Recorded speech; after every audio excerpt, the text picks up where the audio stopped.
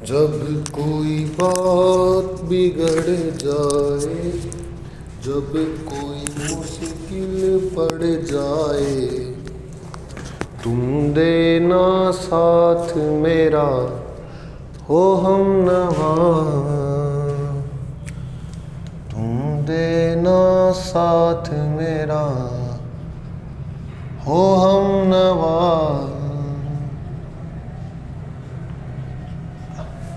सारा जना ने राम राम। अब पढ़ा राजस्थान को भूगोल, और राजस्थान के भौतिक प्रदेश में सभी साथियों ध्यान से सुनना। राजस्थान के भौतिक प्रदेश में आज जो भाग पढ़ने वाले हैं और वो भाग की बात करेंगे 3 नंबर की। गुरुजी पिछले भाग में क्या पढ़ा मेरे भाई? पिछले भाग के अंदर मैं आपको पढ़ा रहा था पश्चिमी रेतीला मैदान। बिल्कुल गुरुजी, ये तो बहुत अच्छा समझ में आया हमें। पश्चिमी रेतीले मैदान के हम कौन सा पार्ट पढ़ रहे थे? हम पढ़ रहे थे शुष्क क्षेत्र का, यानी शुष्क जो प्रदेश है वो पढ़ रहे थे। और इस शुष्क प्रदेश का कौन सा पढ़ रहे थे? क्योंकि इसको 2 भागों में बांटा था, एक बालू का स्तूप युक्त और एक बालू का स्तूप मुक्त। हम जो पढ़ रहे थे वो क्या भाग पढ़ रहे थे? बालू का स्तूप युक्त। इसका प्रतिशत आपको लिखा दिया था 58.50%। अब बिल्कुल गुरुजी यही पढ़ रहे थे।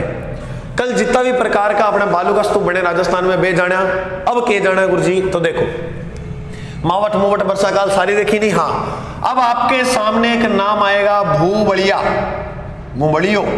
हाँ गुरुजी, भूबड़िया जाना। बवंडर जो होता है ना इस प्रकार से बनता है मिट्टी का। ये देखो मेरे भाई, ये रहा, बिल्कुल गुरुजी ऐसे ही बनता है। ई बवंडर ने के बोला है भूबड़ियो, वही क्षेत्र में ज्यादा बड़े देखने। गुरुजी एक नाम और आता है लू। लू क्या होती है? लू मेरे भाई गर्म हवाओं को क्या कहती है? लू कहते हैं। ये जो ग्रीष्म ऋतु के अंदर हवाएं चलती है राजस्थान के अंदर, वर्षा ऋतु ग्रीष्म ऋतु में बिन के बोला लू। याद होगी? ठीक है गुरुजी, याद होगी। अच्छा, लू गर्म हवाओं का राजस्थान पुलिस में आइड हुई है जी। आपने घर का क्या होता है? लू लाग जाएगी बाहर ना जा। लू मतलब गर्म हवा लाग जाएगी बाहर ना जा, यानी बिल्कुल गुरुजी। तो याद हो गयो? हाँ गुरुजी याद हो गयो। लू के है मावट, याद हो गयो। ठीक है। इसके बालू का स्तूप युक्त के अंदर और गुरुजी क्या क्या नाम सुनने को मिलेंगे मेरे भाई? आपको एक शब्दावली पढ़नी पड़ेगी। क्या पढ़नी पड़ेगी? शब्दावली। और ये जो शब्दावली है वो किस जिले की है? जैसलमेर की। गुरुजी क्या है? आपको ना ये सारी चीजें जैसलमेर में मिलेगी। आपको पहला नाम सुनने को मिलेगा पलाया। तो पलाया क्या है? एक तो ये देखना है। दूसरा नाम सुनने को मिलेगा रन, या इसे आप कह सकते हो टाट। चौथा जो नाम मिलेगा वो मिलेगा सुनने को बॉल्सन। इसके बाद एक नाम और मिलेगा जिसका नाम है खडीन। पहले इनको समझना कि ये है क्या। देखो मेरे भाई, एक इधर दोहरा है। दोहरो किने बोला है गुरुजी? अरे रेत के टीले को दोहरे कहा जाता है। एक वो दोहरो हो गया, या आप इसे बालू का स्तूप भी कह सकते हो। एक ये दोहरा हो गया गुरुजी। आके है आइस के अंदर जो भरी है और वो भरपूर मात्रा में मिट्टी भरी है, बालू रेत भरी है। ये देखो, अब कुछ इस प्रकार से ये जगह देखने को मिलेगी। इस प्रकार से यहां भी मरुस्थल मिलेगा और इधर जाओगे तो इधर भी मरुस्थल मिलेगा। अच्छा, इधर जो मरुस्थल मिलेगा इसके बाद ध्यान से सुनना है कि इसके बीच में यहाँ के स्थानीय लोगों द्वारा इस प्रकार से एक स्थान बनाया जाता है। ठीक है गुरुजी? तो क्या हो गया इस स्थान से? आइए, ऊपर बादल क्या मंडरा रहे हैं? बादल। ये जो है ये बादल है। ये क्या है? बादल। जब ये जो बादल है ये वर्षा करेंगे। क्या करेंगे? वर्षा। ये इस प्रकार से वर्षा हो रही है और इन वर्षा का जो जल है, किसका जल मेरे भाई? वर्षा। इस वर्षा का जल यहाँ पर आकर ये इकट्ठा करते हैं यहाँ के स्थानीय लोग। और जब ये जल इकट्ठा हो जाता है तब यहाँ पर एक अस्थायी झील बनती है जिसे क्या कहते हैं? पलाया। मेरी बात समझे? 2 मरुस्थल के बीच बनने वाली जो झील होती है उसे क्या कहते हैं? पलाया झील। जो राजस्थान के कौन से जिले में मिलेगी देखने को? जैसलमेर में। ये जो होती है ये केवल एक अस्थायी झील होती है, इसका स्थायित्व ज्यादा लंबे समय तक नहीं रहता। किस प्रकार की झील होती है? अस्थायी झील। बिल्कुल गुरुजी समझ में आ गया। अब एक बात और ध्यान से सुनना, ये जो क्षेत्र था, अब ये क्षेत्र क्या है? इसके अंदर जल भरा हुआ। एक टाइम ऐसा आएगा जब ये क्षेत्र सूख जाएगा, और जब क्षेत्र सूख जाता है तब एक दलदली भाग बन जाता है, और वो जो दलदली क्षेत्र बनेगा उस क्षेत्र को हम क्या कहेंगे? रण या टाट। ये भी आपको कहां देखने को मिलेगा? जैसलमेर। क्योंकि ये जो शब्दावली है ये किस जिले की है? ये जैसलमेर जिले की है। बात समझ में आ गई? ओके गुरुजी, इतनी समझ में आ गई। आगे चलो देखो, ये जो दलदली क्षेत्र बना सूखने के बाद, अब ये बिल्कुल सूख गया। दलदली कहने का गुरुजी यहाँ पैर मारागा नहीं तो ये कचकच हो जाएगा, वो दलदली क्षेत्र है। इसके बाद धूप और पड़ी तो बिल्कुल सूख जाएगा, तो ये एक मैदान का रूप ले लेगा। जब इसने मैदान का रूप लिया, किसका रूप लिया? मैदान का, तब इसका नाम क्या पड़ा? वॉल्सन। और इस मैदान पर की जाने वाली कृषि क्या कहलाती है? खडीन की खेती। खडीन की खेती का जो उद्भव 15वीं शताब्दी के आसपास हो गया था। कौन सी शताब्दी के? 15वीं शताब्दी। ये जो है ये पालीवाल ब्राह्मणों द्वारा की जाती थी। और थारो जो प्रश्न पूछा कि राजस्थान में सर्वाधिक कहां की जाती है, तो वो देखो शब्दावली जो पढ़ रहे हैं वो किस जिले की पढ़ रहे हैं? वो जैसलमेर जिले की पढ़ रहे हैं। देखो लिखा हुआ ना, जैसलमेर जिले की। बिल्कुल गुरुजी, इतनी बात समझ में आ गई, तो अब इसको अच्छी तरह से आप उतार लेना। ओके मेरे भाई? ओके गुरुजी, ना अच्छी तरह उतार लेना, कोई लंबी छोटी मैं देख लूँ तो सही बनेगी।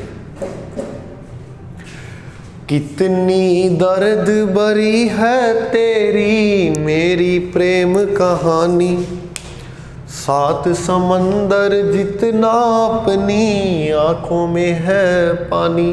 कर दियो साहब। वो एक देखिए कि वो यहाँ बोले नहीं, तुझको ना देखूं तो जी घबराता है, फिर बागू ये कहे मैं इतनी सुंदर हूं क्या करूं? गाल दी नहीं जबीड़, सुननी हो जाएगी सारी है को नहीं। इतनी सुंदर हूं मैं क्या करूं? पढ़ ले, और क्या करेगी तू?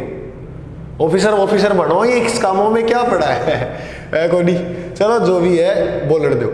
जैसलमेर, रन, वॉल्सन, खडीन, याद हो जाओ। ओके गुरुजी हो जाओ, इतनी लंबी छोटी कहानी है को नहीं। अब मैं इंसाफ करूं, इन थे उतार लियो। बालू का स्तूप युक्त इसी के आगे लिखना है अपने को, क्या क्या लिखना है वो देखते रहना।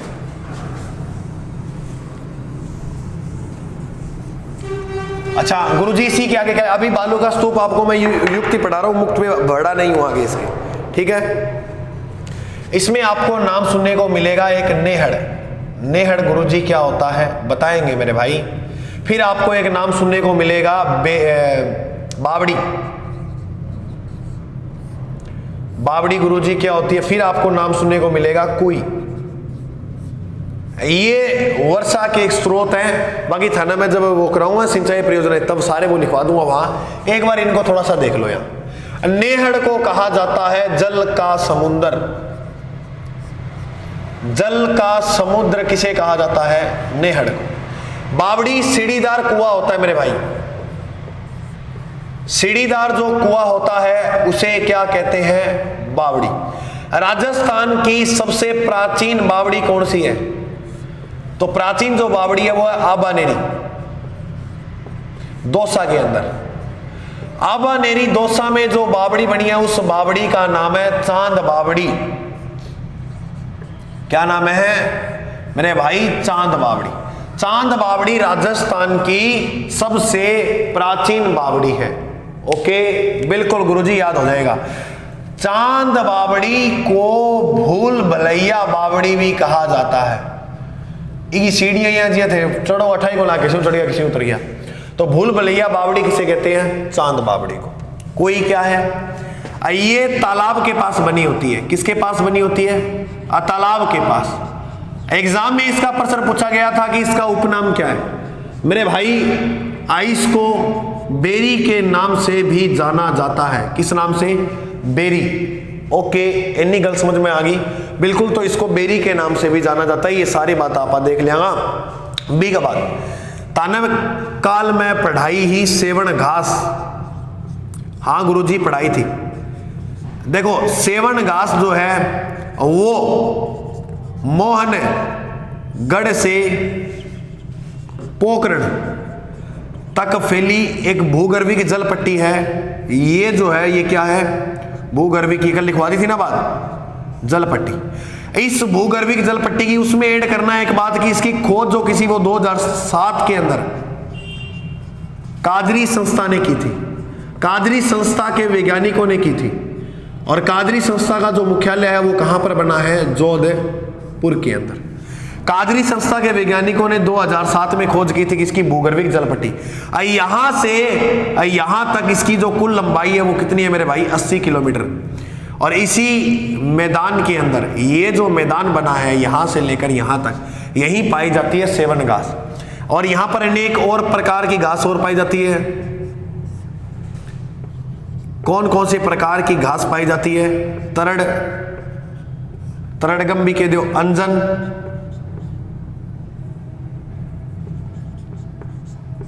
धामन। तो ये अनेक प्रकार की यहां पर क्या पाई जाती है, घासें। बिल्कुल गुरुजी, इसके अंदर ये इस प्रकार सी घास पाई जाती है। तो इतनी बात है याद करो। अब मैं थान पढ़ाऊंगा बालू का स्तूप मुक्त क्षेत्र। बिल्कुल गुरुजी पढ़ाऊंगा। तो देखो इंसाफ करूंगा, अब एक थे थोड़ा सो बता दिया करो, नाराज ना आया करो। गुरुजी संडे ने कॉल लियो क्लास, अरे क्यों है थे क्या करो, एक दिन मास्टर नहीं दे करो। अब सारा दिन मास्टर पढ़ावा तो एक दिन तो दे करो, मास्टर नहीं आया को नहीं। हाँ गुरुजी ले लियो तो तारा ही दिन है सारा। अब पढ़ाएंगे बालू का स्तूप मुक्त प्रदेश। बालू का स्तूप मुक्त प्रदेश जो है वो कुल भाग के 41 यानी राजस्थान का जो पश्चिमी रेतीला मैदान है उसके कुल भाग के जो शुष्क क्षेत्र है उसमें से 41.50% में फैला हुआ है बालू का स्तूप मुक्त प्रदेश। बालू का स्तूप मुक्त प्रदेश की अगर अपने बात करें तो इसका जो सर्वाधिक विस्तार है वो जैसलमेर प्लस बाड़मेर के अंदर देखने को मिलेगा। ये जो है बालू का स्तूप मुक्त क्षेत्र है, ये चट्टानों से निर्मित है, चट्टानों से बना भाग है। यहां पर रेत का कोई काम नहीं है। ये किससे बनता है, ये भाग है, ये जो है ये चट्टानों से बना है। और चट्टानें भी कैसी हैं, परतदार। तो इस परतदार चट्टानों से इसका क्या हुआ है, निर्माण। गुरुजी कौन सा काल में हुआ था,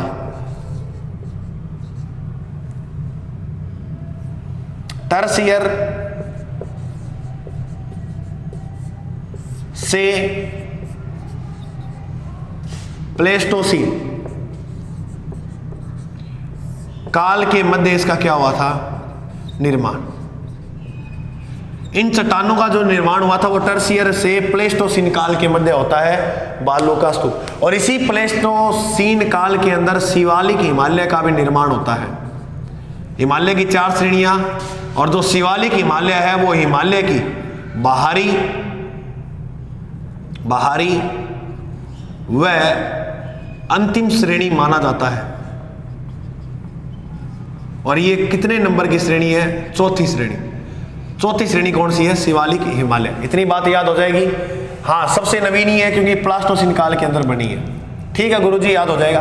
ये वाला जो क्षेत्र है बालू का स्तूप मुक्त क्षेत्र, ये चट्टानों से बना है। तो यहाँ की प्रमुख चट्टानें कौन कौन सी देखने को मिलेगी वो देखो यहाँ पर कौन कौन से पर्वत मिलेंगे, चट्टान के दो, पर्वत के दो। जैसे आपको देखने को मिलेगा हल्देश्वर की पहाड़ियां,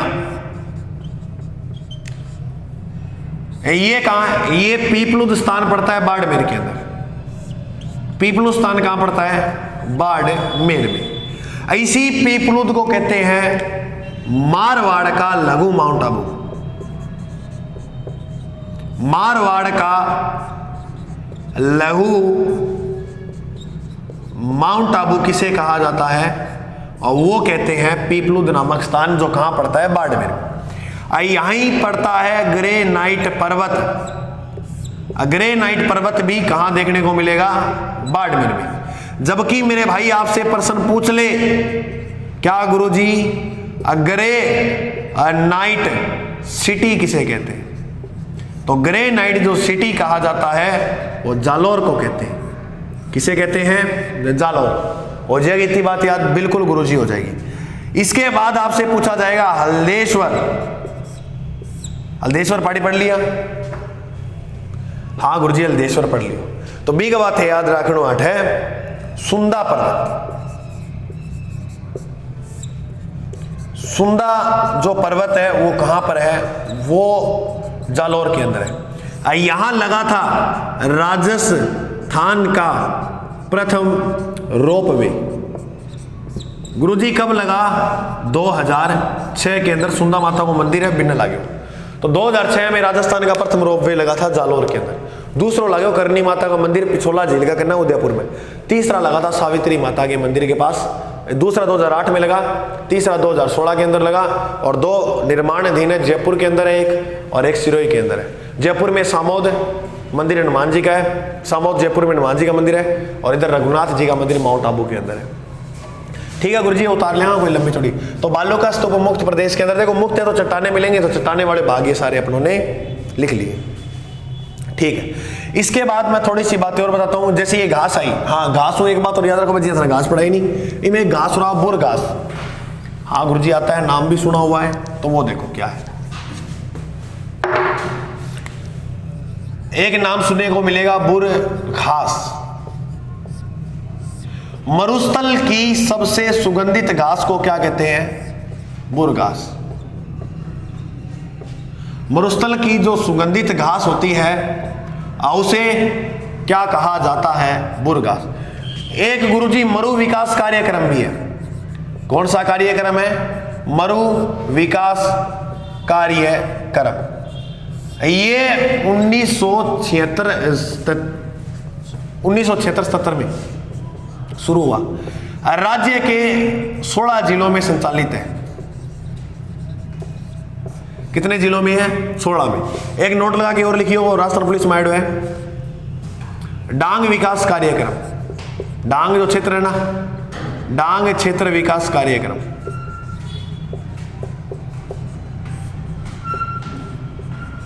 इसकी शुरुआत होती है 1994 से 95। डांग की रानी, डांग की रानी मेरे भाई कहते हैं करौली को। डांग का राजा, डांग का राजा कहते हैं धौलपुर को। ये लिख लियो थे आगे, डांग की रानी और डांग को राजा कौन है? करौली और धौलपुर के अंदर। इतनी बात समझ में आ गई? अच्छा इतना तो याद रखना। अच्छा ओके, एक सेकंड, 76 नहीं 77 78 है मेरे भाई। गुरुजी मैं लिख लिया तो किए हुए। अच्छा मरु विकास कार्यक्रम 77 78। पहले बताते हैं कि ये पूरा का पूरा केंद्र सरकार के अंडर में था पहले, लेकिन अब पहले तो केंद्र में था 100% पूरा का पूरा केंद्र के अंडर में था। अब क्या कर दिया, एक तो होती है सेंट्रल सरकार या इंडिया, ऐसे लिख लो इंडिया, और एक है राजस्थान। इसमें इंडिया का जो अनुपात रहेगा वो 75% है, और राजस्थान का जो अनुपात है वो कितना है? 25। तो याद रखना, अब इस मरु विकास कार्यक्रम का जो अनुपात है वो 75 इंडिया का है और 25 तो इसका अनुपात पूछ लेते हैं मरु विकास कार्यक्रम का जी ग्राम सेवक वगैरह में, तो ये थोड़ा याद रखना। हो जाओ गुरुजी याद, कोई लंबी चौड़ी कहानी है को नहीं।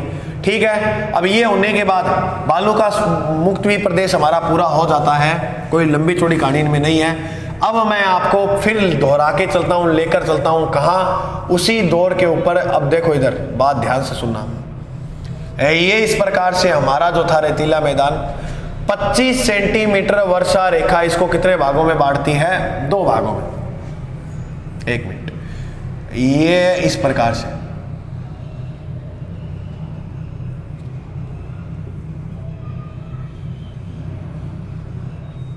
ये वर्षा रेखा है 25 सेंटीमीटर।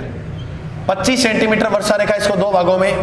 इधर वाले शुष्क को हमने पढ़ लिया, ठीक है गुरुजी पढ़ लिया, कोई लंबी चौड़ी कहानी नहीं है इसमें। अब बात करते हैं इसकी। ये जो 2 नंबर का अब हमारा पॉइंट रहेगा वो क्या रहेगा? वो रहेगा, इसे आप कह दो या बांगर प्रदेश कह दो, ये वाला जो है, या इसे बांगर प्रदेश कह दो,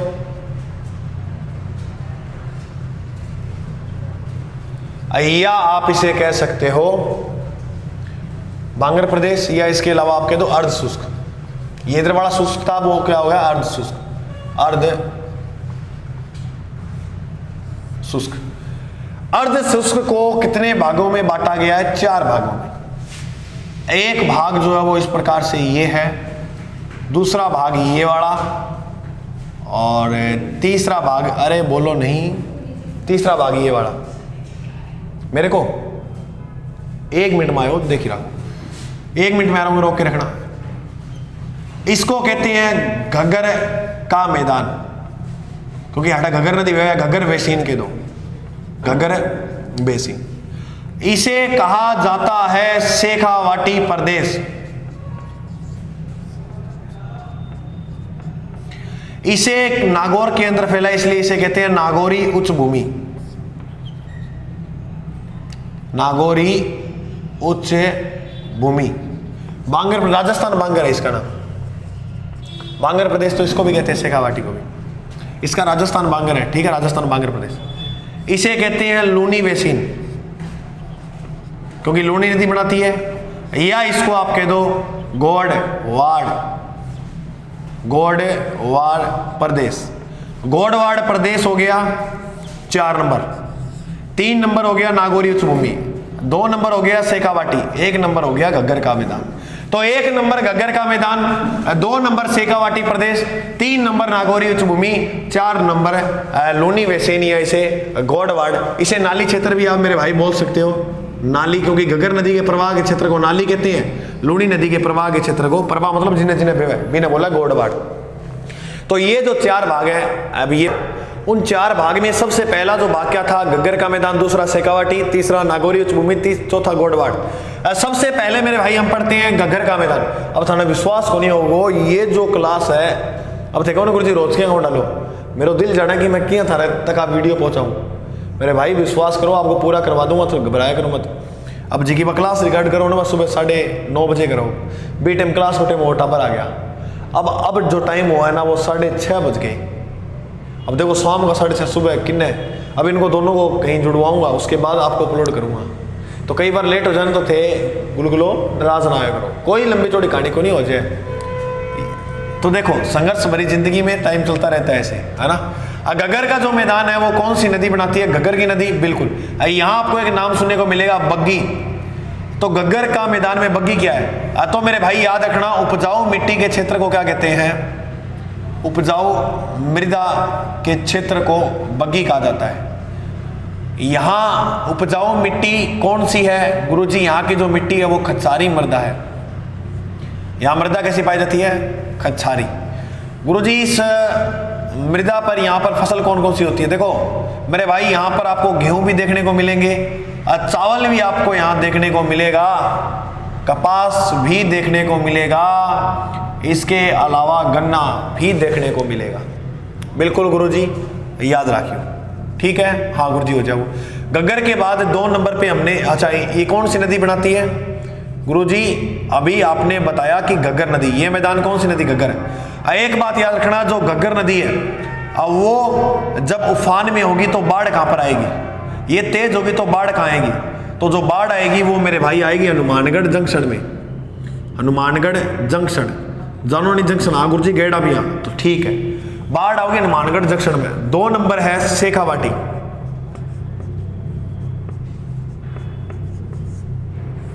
शेखावाटी प्रदेश, शेखावाटी प्रदेश, चूरू, झुंझुनू, सीकर, शेखावाटी जिले सभी जानते हो, कोई दिक्कत वाली बात नहीं है। यहां पर एक नाम सुनने को मिलेगा,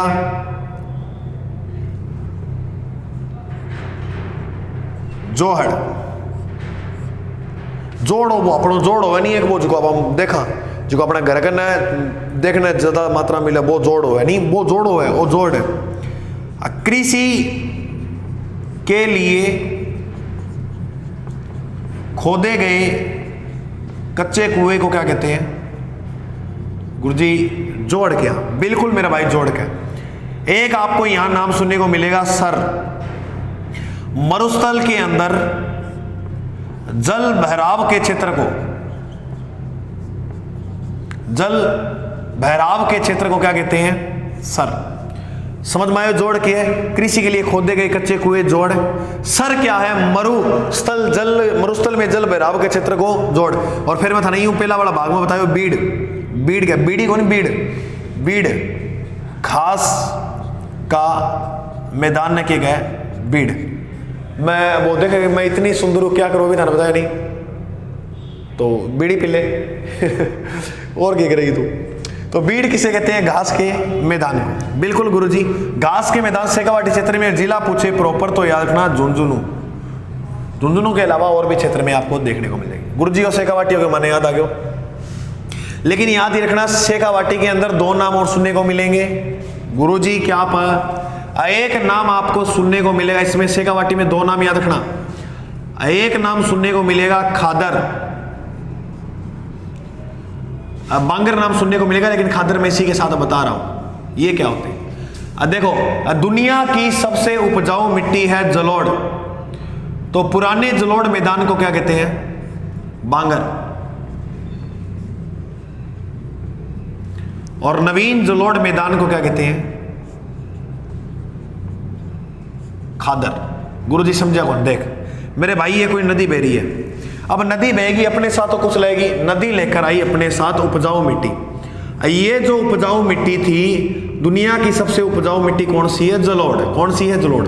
तो नवीन मैदान हो गया क्योंकि नया नया बना है, तो नवीन को खादर कहते हैं। अब मानो यहां इस नदी का जल समाप्त हो गया क्योंकि ये वर्षा के निर्भर थी। ये नदी जो थी वो वर्षा के ऊपर थी, लंबे समय तक वर्षा नहीं हुई। अब ये जो मिट्टी है इसका जमाव हो जाएगा, यहाँ पर इसे जल मिला नहीं। अब ये जो मिट्टी है वो अनउपजाऊ हो जाएगी। तो अनउपजाऊ मतलब होता है बांगर। क्या कहते हैं? बांगर भूमि है। तो पुरानी यानी पुरानी होगी, तो पुराने जलोढ़ मैदान को क्या कहते हैं मेरे भाई? बांगर। ठीक है गुरुजी, ये दो याद हो गया। दो और पढ़ना है, पढ़ा दियो और लिख लियो सागर। ठीक है गुरुजी, लिख लिया। कोई लंबी चौड़ी गाड़ी तो है कोनी में। आगे बताओ, आगे बताऊं। जिंदगी की ना टूटे लड़ी, प्यार कर ले घड़ी दो लड़ी, आज से अपना वादा रहा, हम मिलेंगे हर एक। देखो, नागौरी उच्च भूमि, यहां की जो मिट्टी है उसमें सोडियम क्लोराइड की मात्रा अधिक पाई जाती है।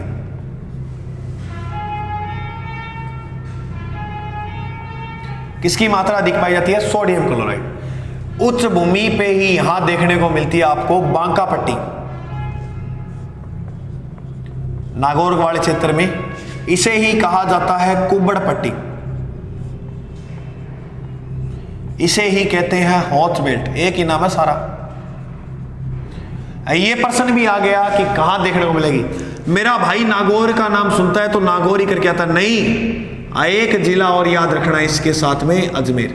नागौर और अजमेर के अंदर विस्तार है हॉच बेल्ट। ये तय है हॉच बेल्ट या बांका पट्टी का। बिल्कुल गुरुजी, यहां जो है वो एक पक्षी है। पहला भी बात बताऊंगा था, एक बात रह रही हो।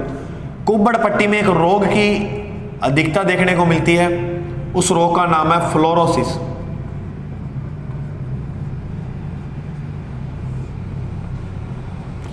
रोग से क्या होता है? दांत का पीला पड़ना,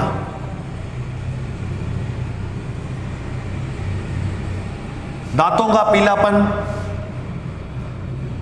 जो हड्डी होती है उसका मुड़ाव होना,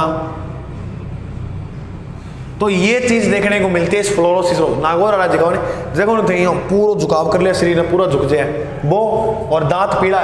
गुटका कौन खावा है? नहीं, इनका दांत हुआ पैदाइश से पीला है, क्योंकि यहाँ पानी के अंदर सोडियम क्लोराइड ज्यादा देखने को मिलता है, इसलिए दांत इनके क्या होते हैं? पीले। ओके गुरुजी, याद हो गया। यहाँ इधर उड़कर एक पक्षी आता है और इस पक्षी का नाम है हरियल पक्षी। क्या गुरुजी इसे हरा कबूतर भी कहा जाता है क्या? बिल्कुल, इसे हरा कबूतर भी कहते हैं। गुरुजी इसकी विशेषता बताओ।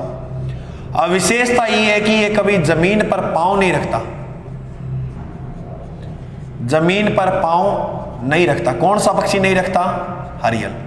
तो गुरुजी राजस्थान में किन्ना वो मैं पकड़ के वो जमीन पर पांव रखाऊंगा तो थाने इसो कदे सूझे तूफानी करते हैं, आज कुछ तो कर लियो जाके। ठीक है, राजस्थान में ये कहां कहां आता है? तो एक अभयारण्य अपना सरिस्का,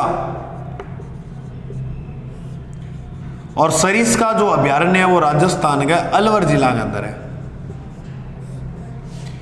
एक अलवर वाला ये याद रखना, दूसरा ये है, हाँ आता है कहां पर, नागौरी उच्च भूमि। तो लिखा है नहीं, हरियल पक्षी आवा नागौरी उच्च भूमि पर। ये पक्षी कभी जमीन पे पांव नहीं रखता, तो बिल्कुल छोटी सी सिंपल सी बात है, याद हो जाओ गुरु जी, कोई दिक्कत आ रही बात है कौन। ठीक है, अब एक वो लास्ट रह गयो जी को नाम है लूनी वेसी।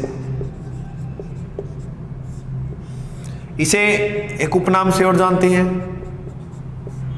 गोडवाड़। गोडवाड़ क्यों कहते हैं गुरुजी? क्योंकि जो लूनी नदी है, लूनी नदी के प्रवाह क्षेत्र को क्या कहते हैं? गोडवाड़, इसीलिए इसका नाम रख दिया।